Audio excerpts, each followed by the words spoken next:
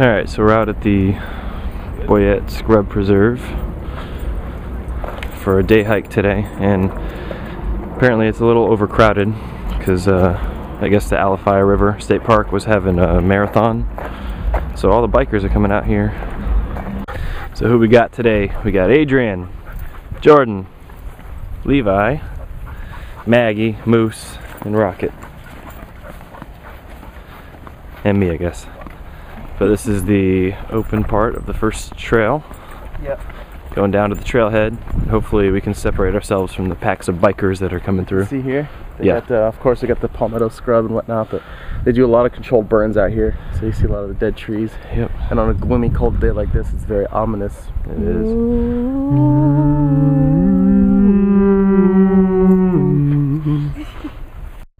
Hey, it's Adrian from Florida Adventures, and I just wanted to point out behind me here, you'll notice that there's a shirtless man running. There's a shirtless man running there, part of nature. He may or may not be wearing shorts, I don't know, we'll find out later.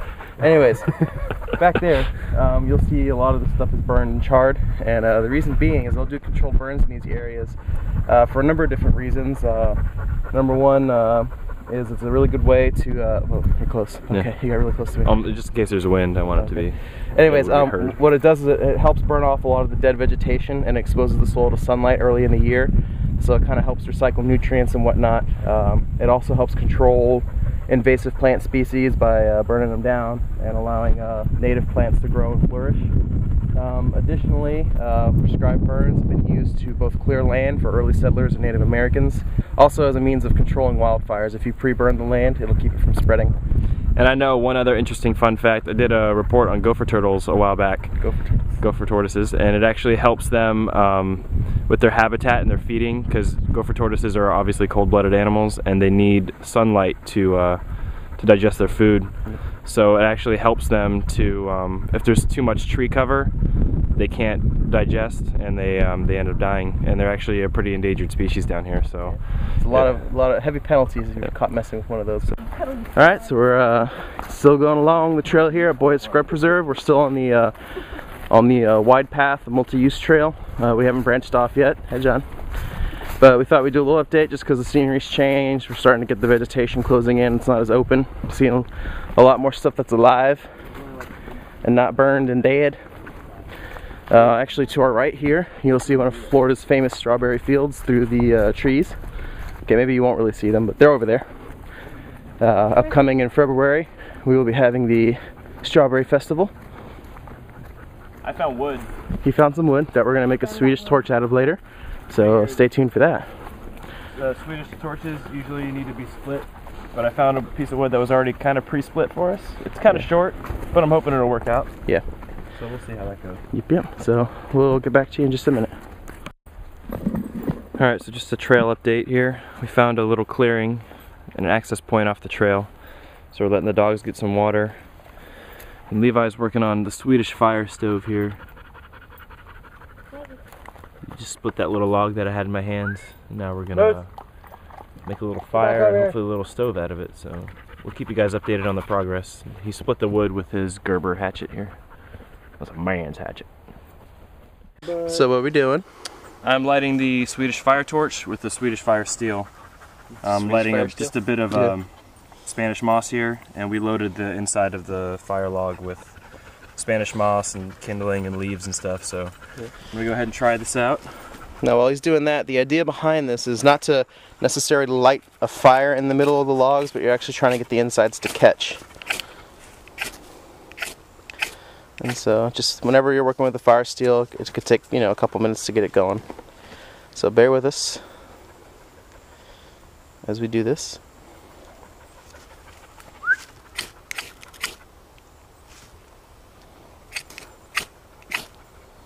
There we go. Use the knife, yeah. Yeah. So we already got a bunch of kindling and tinder set up in there, so we're just going to let it burn down and catch. And as soon as it is caught, we will come back and show you the awesome benefits of making one of these things. So, good work, gentlemen.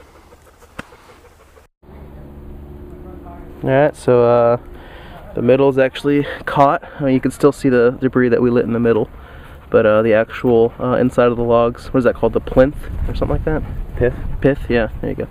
The pith is caught, so in just a minute here we'll grab one of our pots and show, ow! It all got, yeah. We'll show you how this can be used to cook. And also, the slog that we use they're pretty short, but if you get a little bit bigger, you can actually, pretty tall. Yeah, you can actually pick this fire up and move it. So that's another neat feature of the Swedish fire torch, or Swedish oven. It's called many things.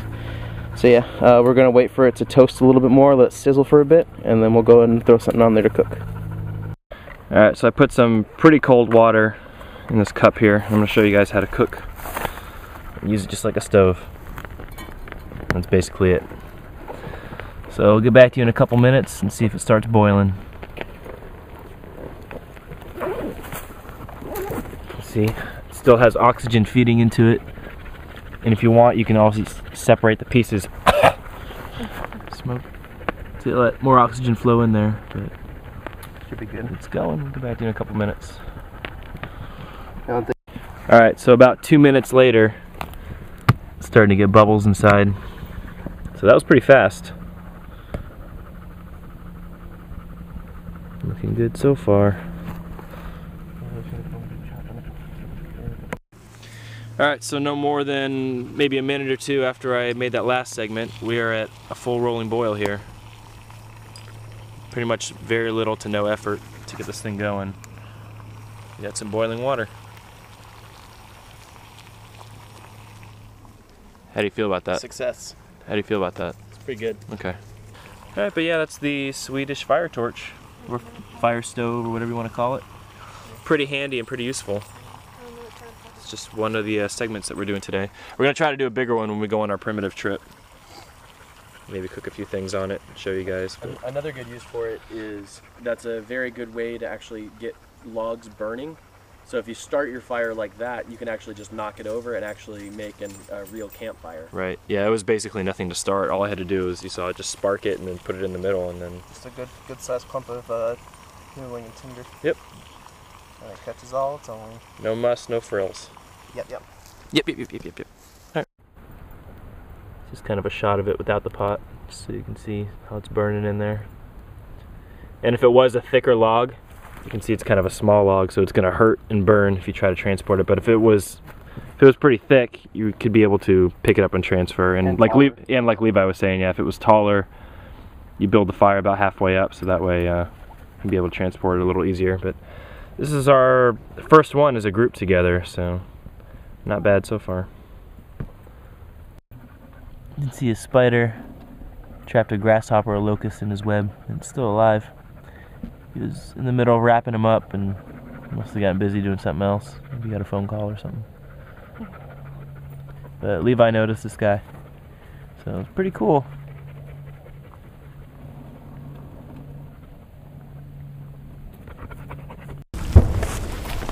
Cannon fire. Yeah, sounds like someone's been firing cannons out here today. Yeah, Levi was explaining that like blueberry fields and strawberry fields and stuff, when they come into bloom. Oh, hold on. Oh. I made a stick pick out of a rotting stick, so it's probably a bad idea. But go ahead. But anyways, yeah. So what they'll do is they have these giant cannons that fire blanks to kind of keep the birds off of them, and they'll fire all day long. So you'll probably hear them in the background as we're walking. I've been hearing it all day long. It's pretty cool. Okay, so we're going down the trail. We're seeing quite a bit of these things, quite a few of them. Now what they are little birdhouses / bird feeders, and again, this is to promote native species from flourishing in this, or to flourish in this area.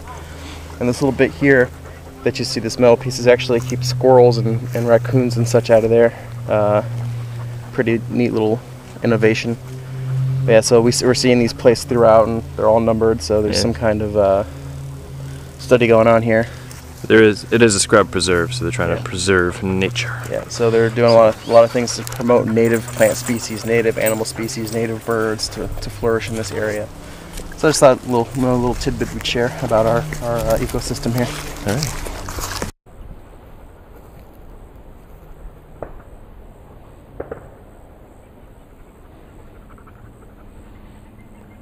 Kind of stopped along the side of the trail here. It's kind of a pretty steep drop off. I don't know how well it shows up on camera, but it drops down into that little watering area there. And speaking of water, Adrian has a little tidbit of information. I just thought it's a really beautiful day today out. We're coming into Florida's winter months, which means that it gets down to about the 70s and 60s. But it's been really cool and breezy today. But just something I wanted to point out is, like, on days like this, people will often go a long time without drinking water just because they're not sweating and hot. They don't feel they need. But it's actually still very important to keep drinking water because you still will dehydrate, and you'll dehydrate rather quickly.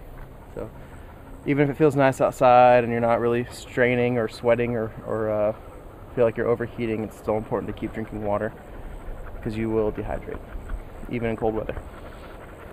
So that's what I wanted to say. So drink up. Drink up, yeah. Look at this view. Isn't it a beaut? It's nature.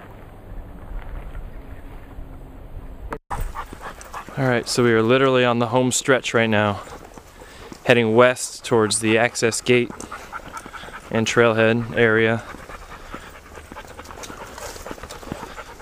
Get kind of not really turned around, but the maps here aren't that great. They're made for mountain biking, so.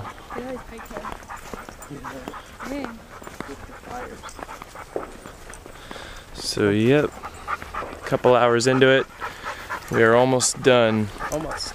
So we had some good fun, some good times. Tried a couple. Did some what? Found some armadillos. We did find some armadillos. We didn't get that on camera though. But there were a few armadillos out poking and rooting around.